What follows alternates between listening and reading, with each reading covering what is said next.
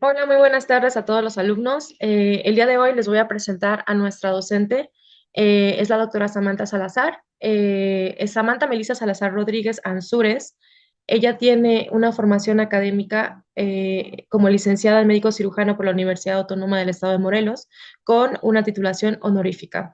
También tiene una maestría en salud pública en el área de concentración en epidemiología por parte del Instituto Nacional de Salud Pública y la Escuela de Salud Pública de México y algunos diplomados en evaluación de políticas y programas públicos por parte de la Secretaría de Hacienda y Crédito Público. Actualmente se desempeña como analista médico en el Departamento de Atención a la Salud de la Infancia, en la División de la Salud de la Infancia y Adolescencias, así como en la coordinación de programas preventivos a la Unidad de Atención a la Salud de Servicios Públicos del Salud IMSS, del Instituto Mexicano de Seguro Social y ha ocupado por muchos años la coordinación del Programa Único de Especialización para el Examen Nacional de Residencias Médicas. Les pido por favor que la aprovechen, que le hagan todas las preguntas necesarias, que por favor intenten que sea como una plática donde haya retroalimentación también por parte de ustedes. Cada una de las personas que les estamos trayendo para estas clases están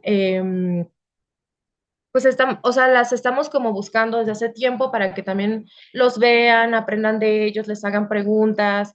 La verdad es que estaría como bonito que los aprovecharan. Uno nunca sabe de dónde pueden salir las relaciones, así que por favor, les pido chicos que hagan todas las preguntas necesarias, que se presenten, si pueden prender su cámara, genial, para que los vea Samantha. Y cualquier cosa, estoy por el chat, ¿vale? Les mando saludos y los dejo con Samantha. Muchas gracias, licenciada Villanueva. ¿Qué tal? Muy buenas tardes a todos.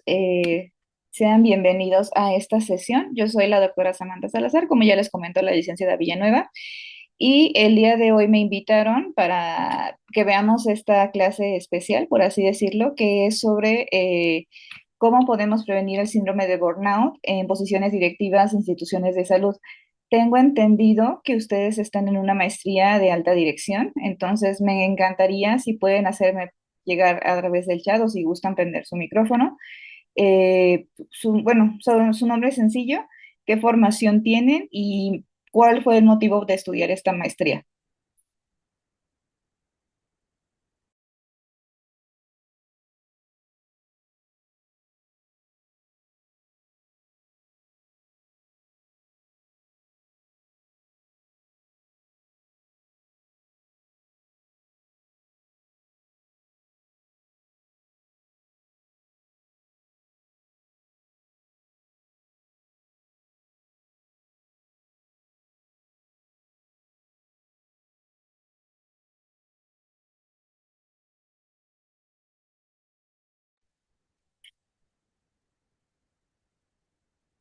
Ok, doctor Vinalay, muchas gracias. ¿Alguien más?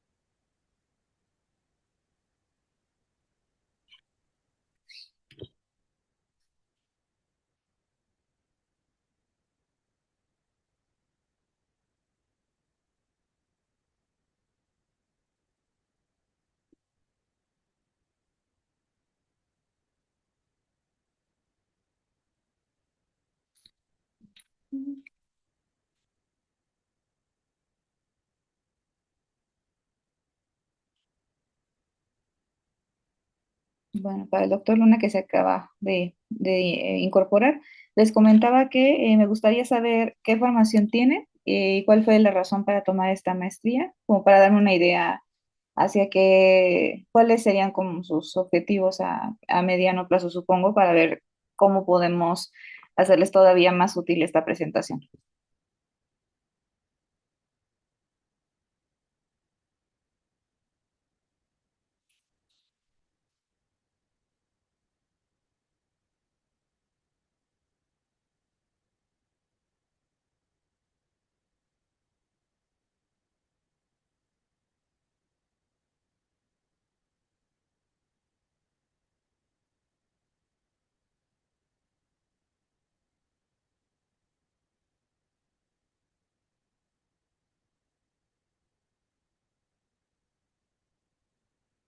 Bueno, para ser puntuales y ejecutivos con la sesión, entonces en lo que, si lo quieren poner a lo largo de la sesión, lo pueden hacer. Pero bueno, vamos a platicar un poquito sobre burnout.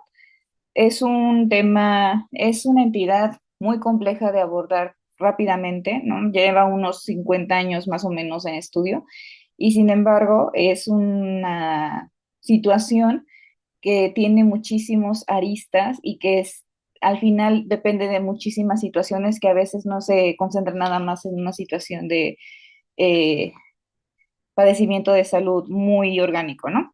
Entonces, entenderlo, sobre todo para nosotros que somos personal de salud o que estamos enfocados en el área de la salud y que además estamos preparándonos para ocupar una posición de liderazgo en instituciones, pues es importante sensibilizarnos, conocerlo adecuadamente para nosotros prevenirlo y a su vez nosotros poderlo prevenir y dar un mejor liderazgo y una mejor gestión para nuestros colaboradores o para las instituciones con las que vayamos a trabajar y colaborar. Entonces, les voy a comentar brevemente cómo vamos a desarrollar la sesión. Primero vamos a ver algunas generalidades del burnout, sobre todo cuál es el papel del trabajo o del aspecto laboral en el desarrollo de este síndrome, su definición y qué teorías se tienen acerca de este, y cómo se comporta específicamente en personal de la salud. Y también después vamos a ver la relación que exista o que se ve entre el ejercicio de liderazgo y cómo puede involucrarse el síndrome de burnout. Uh-huh. Si tienen alguna duda, pueden colocarla en el chat y la revisamos al finalizar la sesión. Si por alguna razón tienen problemas para escuchar, para ver la imagen, pueden ponerla en el chat y los apoyo con ello. Entonces, platicando sobre pues, las generalidades, antes de llegar a tal cual la definición del síndrome de burnout, eh, hace algunos años, cuando se empezaba a tratar de entender mejor por qué o cómo se comportaba la dinámica del proceso salud-enfermedad en las poblaciones, muchos investigadores se dieron cuenta que las condiciones de vida y el entorno que rodean a las personas son factores decisivos para este tipo de procesos, que no son aislados y que de hecho afectan tanto el comportamiento de la salud de las personas como de las comunidades. Estos factores o estos elementos del entorno los denominaron determinantes sociales de la salud y estos se comportan de tal manera que el impacto de cada uno va a depender de sus propias características.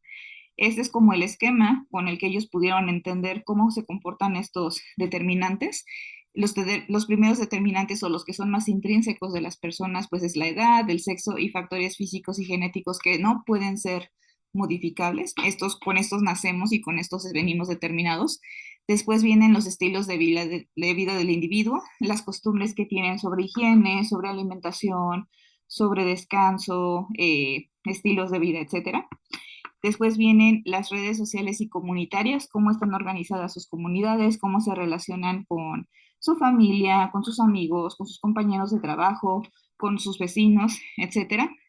Y alrededor de las redes sociales vienen estos elementos que son ya como condiciones socioeconómicas, culturales y medioambientales macro, son sistémicas, que estas son las que al final tienen un poquito más de impacto sobre el comportamiento de la salud que todos los que están aquí en el centro. Entonces, dentro de estos elementos está agricultura y producción de alimentos, el determinante de educación y si se fijan, el del trabajo específicamente es el que tiene un poquito más de impacto porque es el que más abarca determinantes, ¿no? El trabajo es uno de los determinantes sociales de la salud que son más importantes en la vida cotidiana de las personas, es el aspecto o el ámbito que determina qué tipo de vida o a qué tipo de calidad de vida puede acceder esta persona y se sabe que existe una correlación entre los problemas de salud física y mental con la precariedad laboral. Esto puede ser, la precariedad laboral se define como aquellas situaciones o condiciones laborales que no le permiten a la persona desempeñarse de manera equilibrada y adecuada y que además lo condicionan a factores de riesgo para su salud, ¿no? Pues esto puede ser no nada más el desempleo, sino el subempleo o el empleo informal y también pues el entorno o el ambiente laboral. De hecho, se sabe que existen trabajos que presentan, se conoce como peligros relacionados con el estrés y culturalmente muchos de estos peligros no son reconocidos como tal a nivel mundial por la percepción que se tiene sobre cómo debería ser el desempeño laboral, ¿no? Poniendo un ejemplo, en Japón existe un término que se llama karoshi, que es la muerte por trabajo, porque en Japón existe una cultura de un sobreesfuerzo o un exceso de esfuerzo laboral. Ellos llegan a tener jornadas incluso a veces hasta de 20 horas y es mal visto que pidan un descanso o que ellos tomen otro tipo de determinación sobre su desempeño. Entonces, estos peligros a veces son los que determinan que una persona pueda ser más susceptible o que tenga mayor factor de riesgo para desarrollar el síndrome de burnout. Entonces, los peligros relacionados con el estrés laboral, específicamente relacionados con las características del trabajo, por ejemplo, hablando sobre las características del puesto, pues pensaríamos que son tareas que sean puestos o eh, actividades que sean monótonas, aburridas o triviales, que no tengan variedad suficiente, que sean tareas desagradables o que puedan producir aversión. En cuanto al volumen y el ritmo de trabajo, pues que exista un exceso o o escasez de trabajo, es decir, a lo mejor una persona que tiene que cumplir forzosamente con un horario de trabajo, pero que durante todo el horario de trabajo no tiene actividades suficientes y hace lo que coloquialmente se conoce como horas nalga y eso pues le genera un poquito ya más de estrés laboral, o trabajos con plazos muy estrictos y muy cerrados de tiempo que no te permiten descansar o que son imposibles de conseguir.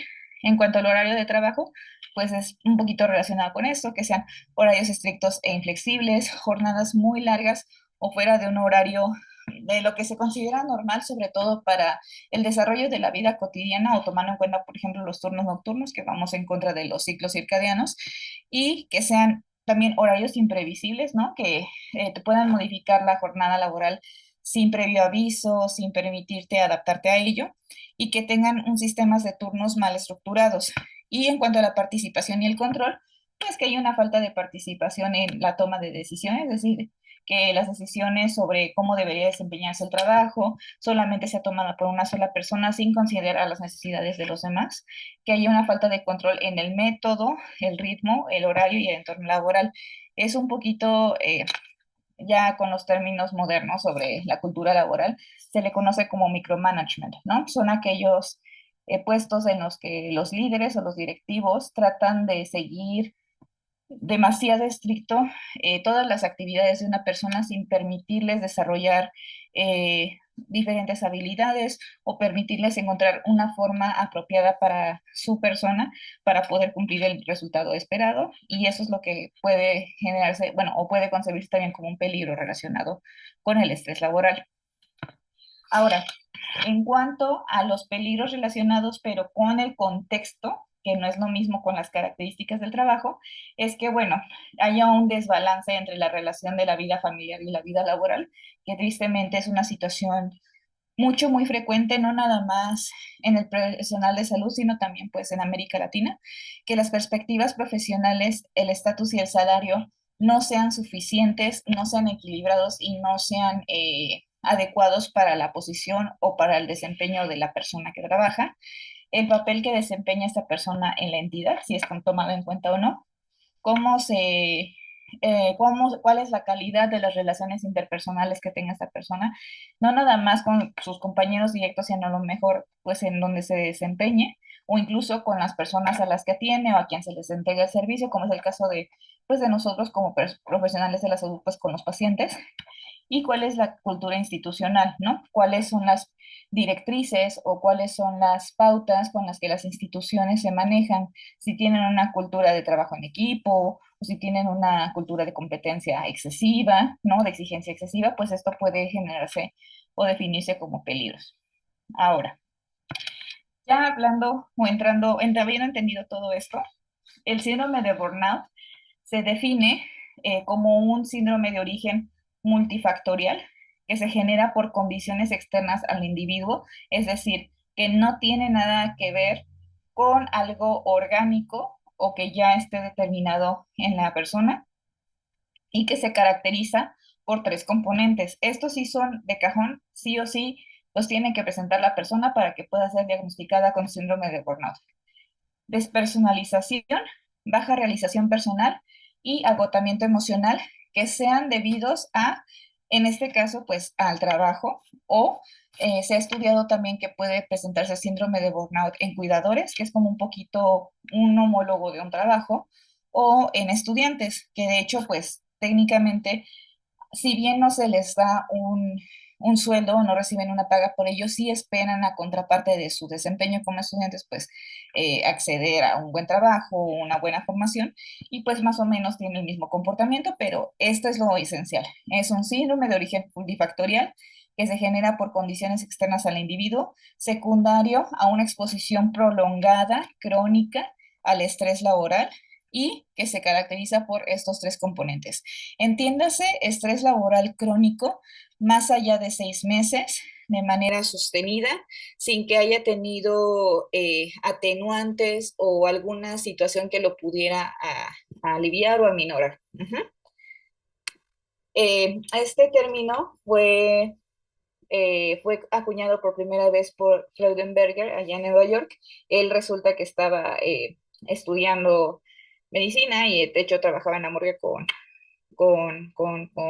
cadáveres, pero se dio cuenta que los residentes, mientras más horas pasaban de guardia, cometían más errores, estaban más irritables, se sentían incapaces de llevar a cabo bien su trabajo y fue cuando empezó a interesarse por este tipo de comportamiento.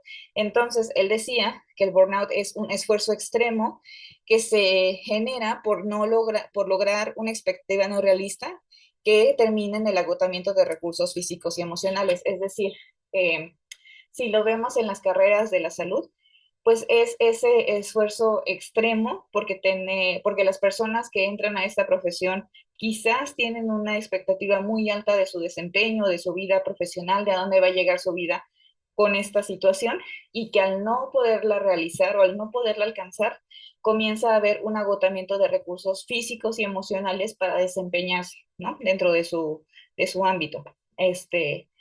Edelwich y Brodsky definieron, de hecho, las fases de cómo se va desarrollando el burnout. Esto me parece bastante interesante porque justo se complementa con lo que decía Freudenberger, que es como que la persona primero inicia su profesión o se desempeña con mucho entusiasmo y empieza a avanzar. De pronto llega a una fase de meseta, o sea, una fase de estancamiento en la que no ve mucho progreso o no ve el progreso que a lo mejor quisiera o incluso tal vez no está satisfecho con lo que ha conseguido y ha logrado. Y entonces, como no lo consigue a pesar de todo su entusiasmo y de esfuerzo, llega una parte de la frustración. Aquí, en este punto 3, es donde es muy es como la línea límite entre empezar o no a desarrollar el burnout, porque en la frustración hay personas que a veces, si tienen las herramientas emocionales adecuadas, saben entender la situación, saben analizar sus condiciones actuales y toman decisiones para saber si les conviene seguir esforzándose de esa manera o si se replantean sus expectativas o sus decisiones, pero hay otras personas que no.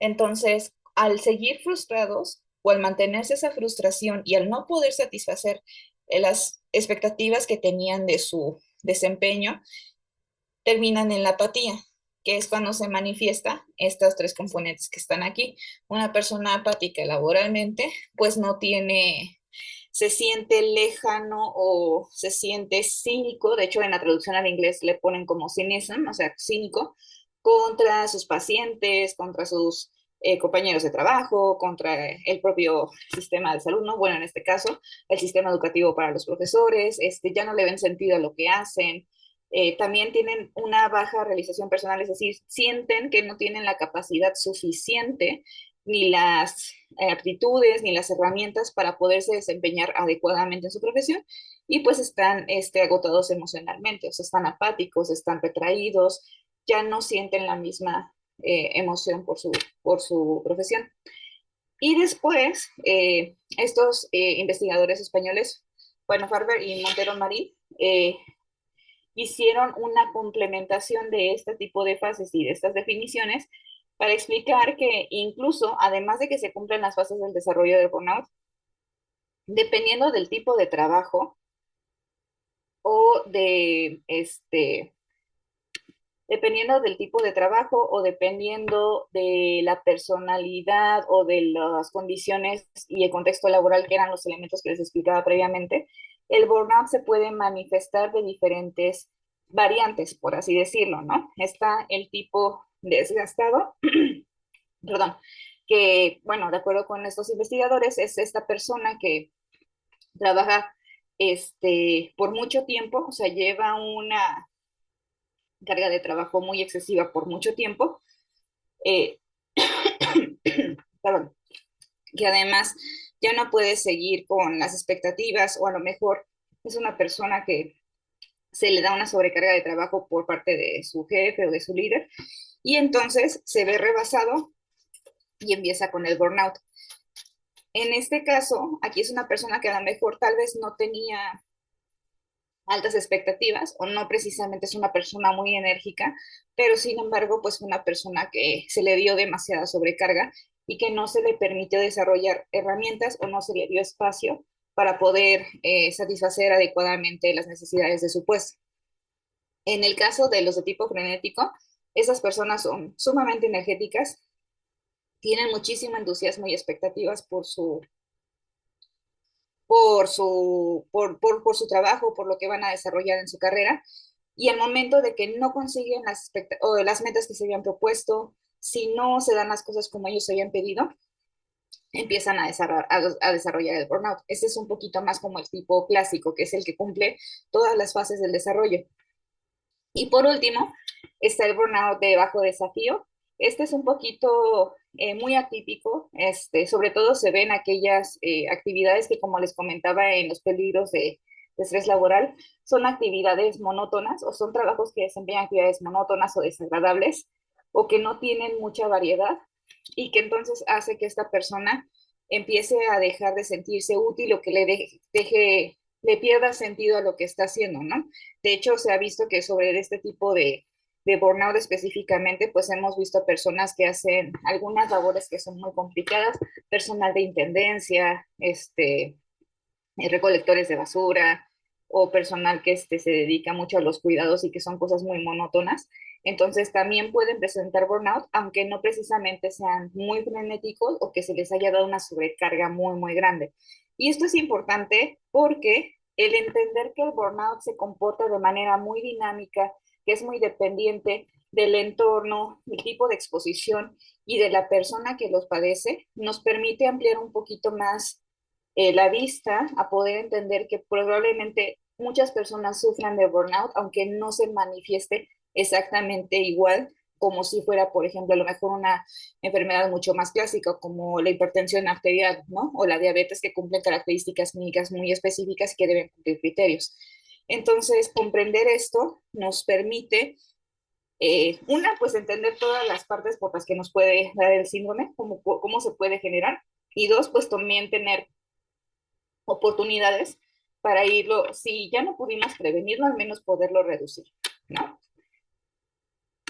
Ahora bien, en cuanto específicamente a la situación con los profesionales de la salud, el personal de la salud y sobre todo los médicos han sido identificados como un grupo de riesgo por el número de factores asociados al ejercicio de la profesión. Eso ahorita lo vamos a desarrollar en la siguiente lámina, pero ciertamente las condiciones en las que los médicos se forman y se desempeñan durante toda su vida les hace ser un poquito más propensos que el resto de otras profesiones para sufrir burnout.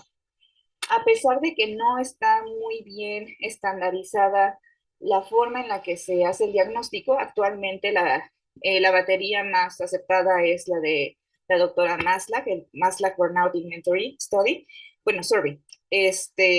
También existen otros métodos y la comunidad científica no se ha puesto todavía al 100% de acuerdo de cómo diagnosticarlo. Sin embargo, a nivel internacional, se ha acordado que la prevalencia estimada es de 50% o más a nivel global. O sea, y esto todavía ha aumentado mucho más después de, o secundario a la pandemia de COVID, que no nada más rebasó la cuestión de la atención, o sea, la parte operativa, el personal de salud que estuvo directamente con los pacientes, sino también a las personas de la dirección, porque había que resolver problemas que evolucionaban de manera muy rápida sobre una situación a la que nunca se habían enfrentado y eso obviamente aumentó también el desgaste y la situación del estrés laboral.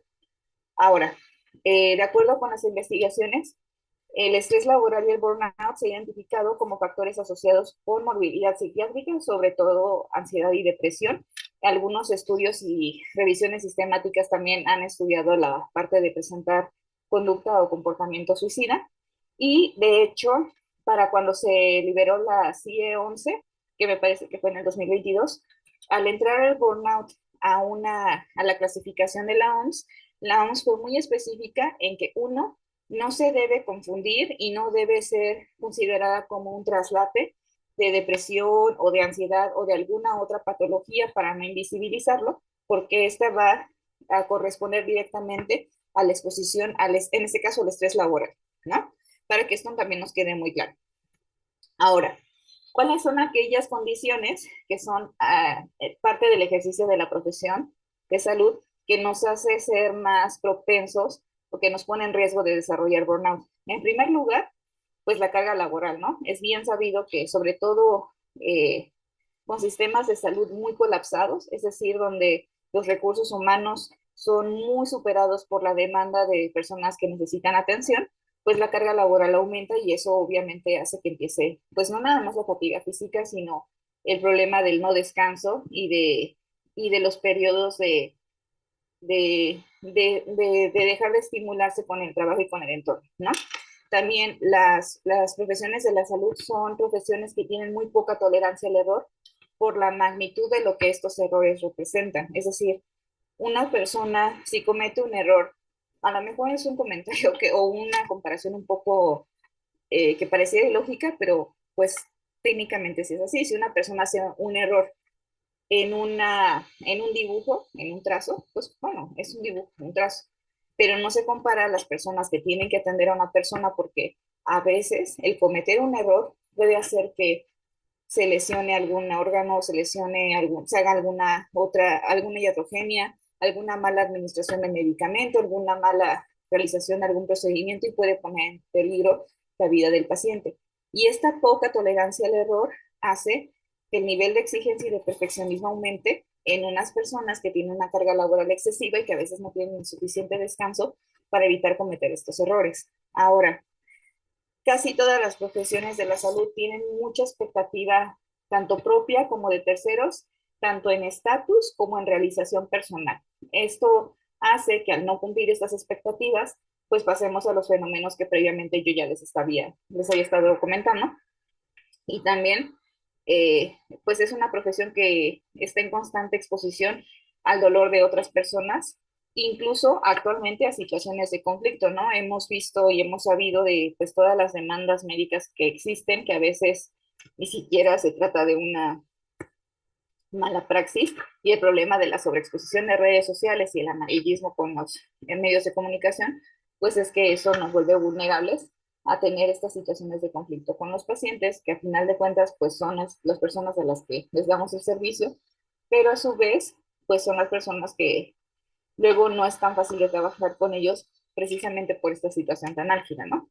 Y por último, la cultura organizacional que es jerárquica y inflexible. A pesar de que se han hecho esfuerzos para cambiar un poquito el clima y la cultura organizacional de las instituciones de salud, pues todavía sigue habiendo esta jerarquía, ¿no? Esta forma de trabajar muy, muy marcada por escalera y que además no siempre permite flexibilizar las relaciones de trabajo o permitir que existan otras relaciones que sean un poquito más basadas en el respeto, en la inclusión, en el trabajo en equipo y en la colaboración, ¿no? Entonces, ya entramos un poquito en lo que nos compete, cómo el ejercicio de liderazgo se relaciona con el síndrome de burnout. Bueno, se sabe que para que una persona tenga, o más bien para que una persona pueda eh, ejercer adecuadamente su liderazgo, necesita tomar en cuenta estos 5 aspectos que son los que componen a un buen líder, ¿no? En primer lugar está la posición del líder, es decir, cómo se encuentra, cuál es su situación en la institución. Es decir, pueden haber líderes que sean próximos a la dirección y que se encarguen como de una visión más macro, pero no conocen bien al equipo de trabajo y no están conscientes de sus necesidades. que ese es como un extremo, o el otro extremo, que sean mucho más próximos al equipo de trabajo, que les interesa saber cómo están sus colaboradores, pero que quizás esté perdiendo de vista las metas y los objetivos de la institución y que pues eso haga que no haya un buen desempeño. Ninguna de las dos se recomienda obviamente en un extremo, pero sí se pide que exista, o lo más recomendable es que exista un equilibrio, es decir, alguien que sí tenga un enfoque de dirección, pero que también sea un poco más cercano al equipo de trabajo para que pueda entender qué necesidades tienen para poder desempeñarse adecuadamente y lograr su máximo desempeño. Uh-huh. Ahora, en cuanto al poder del líder, esta es como cómo se concibe la figura de esta persona dentro de la organización. Es decir, si tiene autoridad solamente por el lugar que ocupa en el organigrama y el puesto que sostiene, o sea, fue la posición que se le dio, por el que se le contrató, o si bien esta persona cuenta con poder personal, es decir, que tenga la capacidad de influenciar positivamente en sus colaboradores y que estos colaboradores lo sigan con criterio propio porque consideran que es la mejor situación, ¿no? En cuanto a la misión del líder, dependiendo de la función y del objetivo que se le plantee, es la misión que va a poder mantener. Pueden ser líderes estratégicos, estos normalmente se encargan, son a muy altas direcciones, se encargan de las visiones a largo plazo y es como la planeación de toda la institución, pero a nivel macro. A veces existen los que son operacionales, que son como a mediano plazo y que se encargan de llevar a cabo ciertos procesos o de lograr que ciertas metas o objetivos se cumplan. Y está la individual, que es la más difícil de seguir, porque es la que lleva al operativo, pero del día a día. Y a veces es ahí donde entran como esta dinámica del micromanagement o de no llevar a cabo la suficiente vigilancia y descuidar al equipo, o no de dar suficiente dirección, y es donde puede entrar o se pueden generar las situaciones que nos expongan al burnout o que expongan a nuestro staff al burnout, ¿no?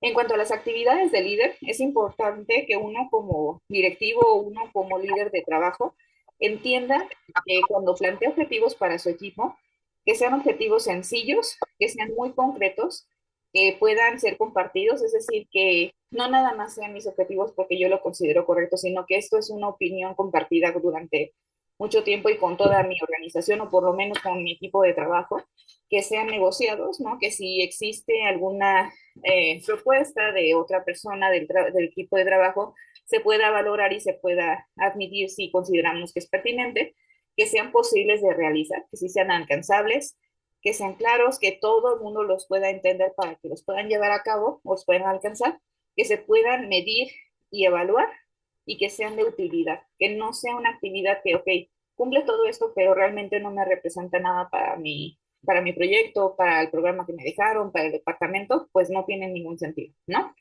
Y por último, las modalidades en las que los líderes intervienen. Esto va a depender mucho del grado de madurez de los colaboradores. Es importante entender que no todos los colaboradores que tengamos van a tener el mismo nivel de madurez y que a veces hay que tratar un poco de hacer un equilibrio. Es complicado, pero uno como líder tiene que entender más o menos cuál es la posición general de sus colaboradores para saber cómo manejarse con ellos y cómo poder hacer una mejor gestión con cada uno de ellos de acuerdo a su nivel de madurez e incluso a sus habilidades y a las expectativas que tengan. Esto en cuanto a las modalidades de la intervención, eh, lo pueden ver de la siguiente manera. Hablando de la madurez de los colaboradores, se divide en cuatro. Eso está tomado por Hersey y Blanchard del curso de liderazgo y motivación para directivos en el sector público de la Secretaría de la Función Pública. Y aquí nos dicen que, por ejemplo, un personal con madurez baja o de M1 es una persona que no pueden hacer actividades por sí solos o no quieren o que son inseguros para hacer una actividad y que van a requerir una guía constante en todo momento. Son personas que requieren indicaciones muy precisas, muy claras y que requieren un seguimiento constante. Hay personal que tiene una madurez entre baja y moderada, que son los M2. Estas son personas que a lo mejor no tienen las capacidades o los conocimientos suficientes, pero probablemente sí tienen ganas de aprender o sí quieren aprender y que además tienen confianza de que pueden lograrlo, aunque en este momento no estén capacitadas. Estas personas, si bien necesitan también ciertas indicaciones precisas al inicio, si se trabaja con ellos adecuadamente, pueden evolucionar de madurez y pueden ir mejorando. Las personas que son entre una madurez entre moderada y alta son las que se clasifican como M3, y estas personas son muy capaces, tienen la capacidad, pero no tienen ganas realmente de hacer el trabajo o son muy inseguras. Entonces ahí a lo mejor tal vez no sería tanto porque están monitoreándolos todo el tiempo, pero sí son personas que con un acompañamiento adecuado, con una supervisión, con una retroalimentación muy buena, puede ser que mejoren sus capacidades o que se desempeñen muy bien y que entregan un muy buen trabajo. Y las personas que son M4 o el personal M4, que es la madurez más alta, pues son personas capaces, competentes y con confianza. Estas personas, si afortunadamente llegan a tenerlos dentro de sus instituciones cuando ya estén en una posición de liderazgo, les conviene porque son las personas en las que van a poder delegar, con quienes van a poder compartir opiniones para poder tomar decisiones y para poder hacer un reparto de las actividades, ¿no? A veces el delegar a tiempo y de manera adecuada sí puede prevenir que haya una sobrecarga de trabajo y que todos desarrollemos burnout, ¿no? Eso es muy importante tomar en cuenta. Y en cuanto a los estilos de liderazgo, pues se convierten en cuatro. Estos se desempeñan en cuanto a la dificultad de la tarea, o sea, de menos difícil a más difícil, y en cuanto a la relación con los colaboradores, menos cercana a más cercana. Eh, Qué pena, creo que hay un micrófono abierto, ¿me pueden apoyar a cerrarlo, por favor?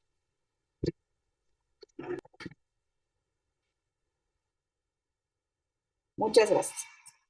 Ok, entonces, volviendo a lo que estábamos platicando, en cuanto a al tipo de liderazgo participativo, aquí lo que se busca es que movilicemos, involucremos a las personas.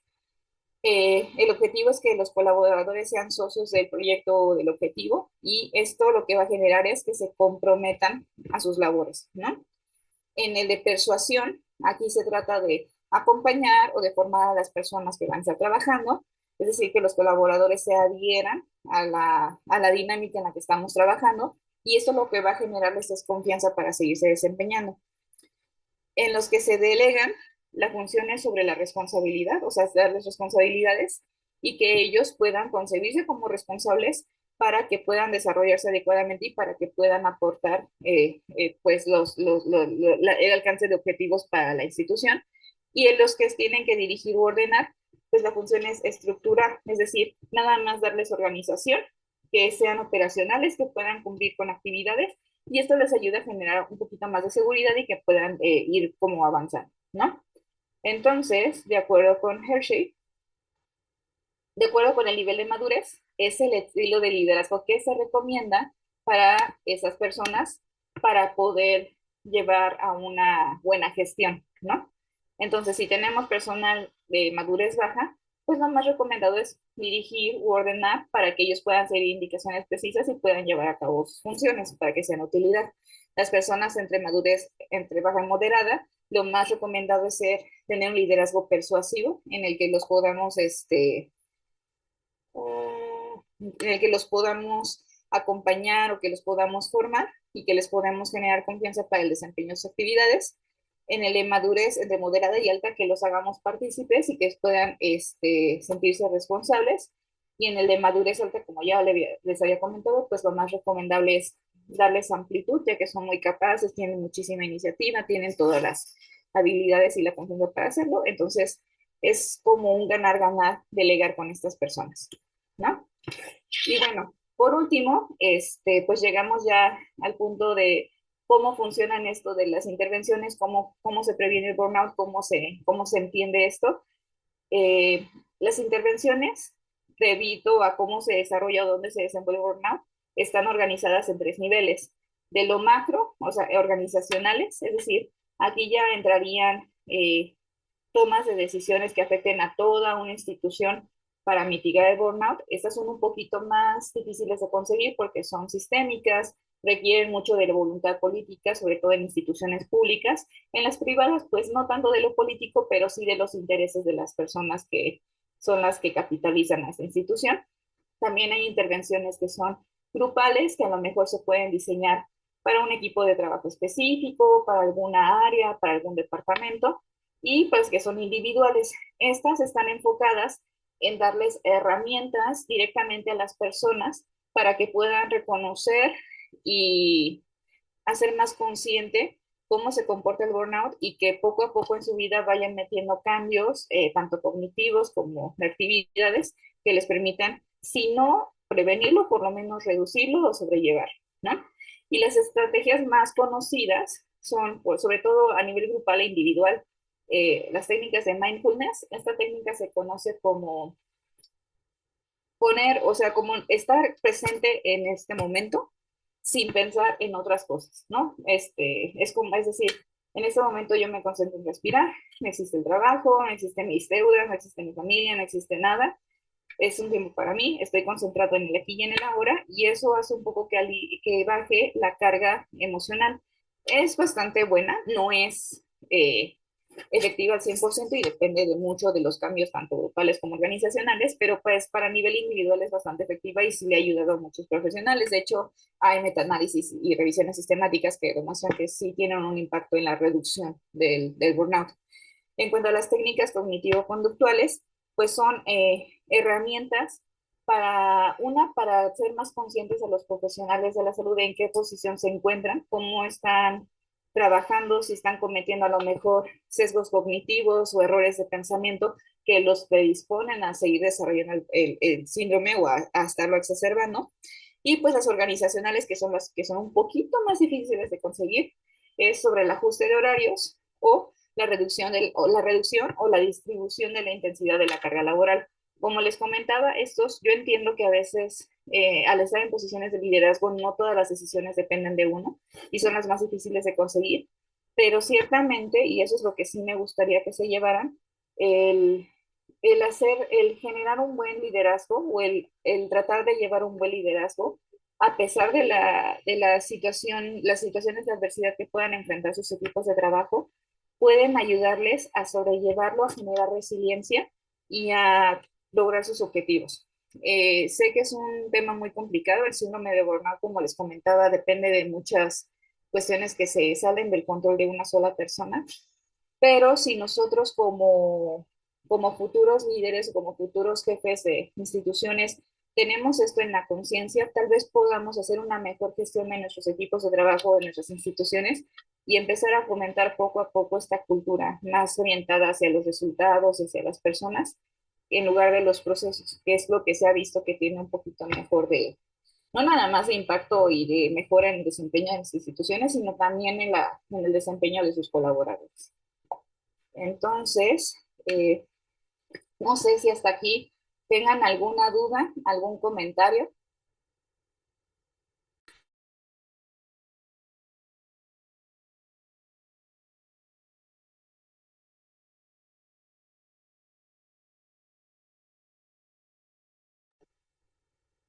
Hola Sam, ¿qué tal? Justo, bueno, primero que nada agradecerte, yo sí tenía una duda.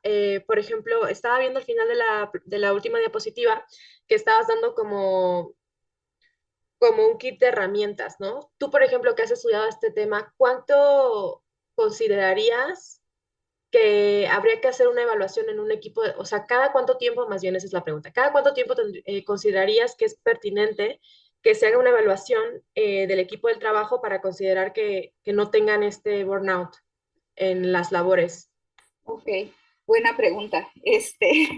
Pues mira, creo que depende un poquito del tipo de desempeño que tengan los equipos, ¿no? Hay equipos que, por ejemplo, en instituciones de salud son meramente como muy de escritorio, o sea, por ejemplo, sobre todo las cuestiones a nivel federal o central o las de supervisión, pues es trabajo de escritorio y es otro tipo de desgaste. Y las operativas, sobre todo en hospitales de segundo y tercer nivel de atención, que tienen quirófanos o que tienen ya especialidades, pues cambia la dinámica. Yo creo que, pues, por muy próximo, no sé si sea tan recomendable, pero pues una evaluación trimestral no estaría mal, ¿no? Creo que es el periodo de tiempo mínimo, pues, adecuado como para valorar las cuestiones tanto del desempeño del equipo, de cómo está su percepción de relaciones tanto con sus compañeros de trabajo como con sus directivos o con sus jefes, si hay alguna necesidad que nos esté solventando, si estamos dejando de lado alguna otra situación.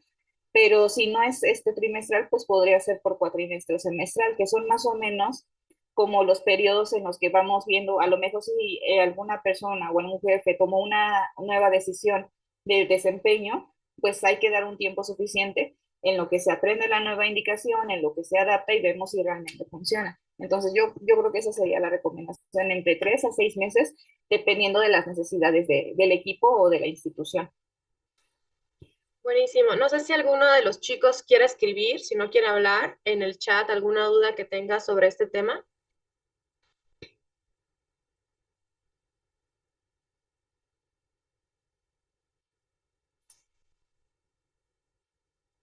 Y te iba a preguntar, Sam, de casualidad, o sea, ¿estas diapositivas nos las podrás compartir o no para podérselas subir?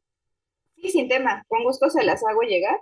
Igual si quisieran leer algún recurso o quieren ahondar más en esta información, no nada más sobre burnout, sino sobre liderazgo o gestión y motivación de equipos, pues adelante, sin tema. Ok. Alfredo Vinalay dice médico y superación académica, pero no entiendo Ah, bien. es que al principio, perdón, Fabi, les pregunté si me podían compartir su perfil, o sea, y para qué, cómo era su objetivo de estudiar esta maestría. Me llamó la atención saber para pues saber si les podría ya dar algo más enfocado a lo que ellos están buscando. Sí, la mayoría, o sea, la mayoría de las personas que están aquí están enfocadas en el ámbito médico, la mayoría son doctores. Ok, Y justo, o sea, es importante para nosotros como instituto que, o sea, que no solo tengan como las herramientas convencionales que siempre se otorgan en las escuelas, sino que también justo para empezar a formar líderes con un poquito más de conciencia y con un perfil un poco más humano. Eso es, creo que eso es distintivo en nosotros, porque pues, a veces nada más es ser líder, ser líder, ser líder, pero no se tiene como esta empatía hacia los trabajadores, ¿no? sí, no, buenísimo, porque además pues eso es parte de cómo va a depender tu éxito, ¿no? Y sobre todo porque trabajas con personas. Y sí, pues nada, pues muchísimas gracias a la doctora Samantha. Nada más quiero hacer un pequeño comercial. Justo Samantha fue mi jefa hace algunos años y me parece una de las mejores jefas que yo he tenido, justo porque es una persona muy humana, muy empática, súper inteligente, súper correcta, súper tal, y que creo que es una gran líder y por eso también quería como traerla con ustedes. Así que nada, muchísimas gracias a Sam. Yo le digo Sam porque también es mi amiga ya, pero es doctora Samantha. Dice Guadalupe, este tipo de síndrome siempre se tendrá, ya que no se cuenta con jefes que estén capacitados o preocupados por la salud de los demás.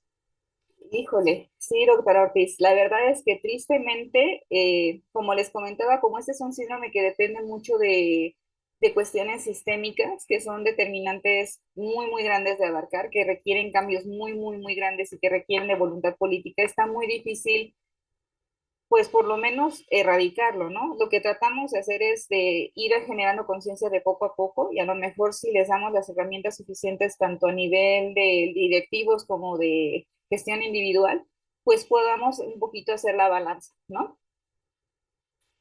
Gracias, doctora Bernal. Muchas gracias. ¿Alguien más? No sé si tenga alguna duda, algún comentario. Bueno, igual que lo que te comentaba es que la clase queda grabada y si alguno de los chicos en algún momento me hace llegar alguna de sus dudas, yo te las comparto. Y si Sí, tienes sin tiempo, problema. y si no, no pasa nada, de lo externo para poder hacer el intercambio de la información. Sí, sin Eh, problema. Vale, pues muchísimas gracias a todos. Gracias a todos por venir a las clases, por la participación. Espero que tengan un excelente día y un excelente fin de semana. No sé si la doctora Norma quiere hablar, creo que acaba de levantar la mano. Sí, Bueno, primeramente, muchas felicidades, excelente exposición. Agradezco al instituto esta situación de estar capacitando con estos cursos que son importantes en el área de la salud porque manejamos seres humanos. Entonces, sí es importante crear un liderazgo empático para evitar estas situaciones de síndrome de Bruno. Gracias. gracias, doctora. Buenísimo. Bueno, pues voy a cerrar la sesión y nada, les deseo que tengan un excelente fin de semana, ¿vale? Muchas gracias a todos. Gracias, buena tarde. Gracias. Gracias. Hasta luego.